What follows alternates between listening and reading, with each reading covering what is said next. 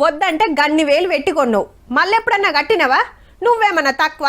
గా సూట్ వేసుకోవు, ఊకే షేర్వాణి తీసుకోమంటే ఆగినవా? పోరలకు జరంత పొడుగు ఉండేటి గుట్టియమంటే ఆడికాడికి వేస్తువి. 6 నెలలు కాదాయే అప్పుడే పొట్టిగాయే. చాలా మంది ఇండ్లల్లో గిట్లనే ఉంటది, ఖర్చు ఎక్కువ వాడుడు తక్కువ. దావతుల మంచిగా కనబడాలని 10 అటో ఇటో పెట్టి కొంటారు. అయితే ఈ డ్రెస్సులు అద్దిరినేలే, తీరొక్క రంగులు, తీరు తీరు డిజైన్లు. అట్లా షాపింగ్ మాల్ లకు పోతే బొచ్చడు గిన్ల కొత్తేముంది అంటారా? కానీ ఇవి అమ్మరుల్లో కిరాయికి తెచ్చుకోవాలి.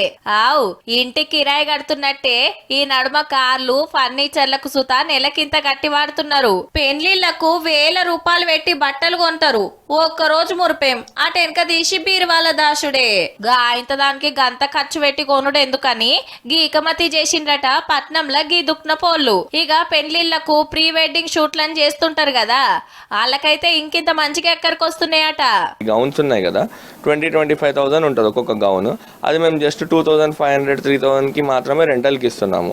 ప్యాకేజ్ లో తీసుకుంటే 3 అవుట్ఫిట్స్ 7,000 కి మాత్రమే ఇస్తున్నామండి. నచ్చినవి తీసుకున్నామా, దావత్ కేసుకున్నామా, మళ్ళా తీసుకొచ్చి వాపస్ ఇచ్చినామా, గంతే.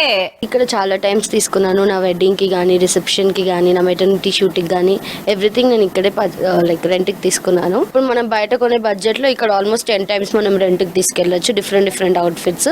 తక్కువ ఖర్చులో తీసుకోవాలి అనుకుంటోళ్ళు ఈ నడుమ కిరాయి బట్టలే కాయిష్ చేస్తున్నారు. కాకుంటే ఎట్లా తీసుకున్నామో అట్లా తీసుకొచ్చి ఇవ్వాలి. గిట్లనే ఎక్కువ తక్కువ మరకలు పడ్డా, ఏమన్నా డ్యామేజ్ అయినా సపరేట్ ఛార్జీలు పడవచ్చు. గది సుతా చూసుకోండి మరి.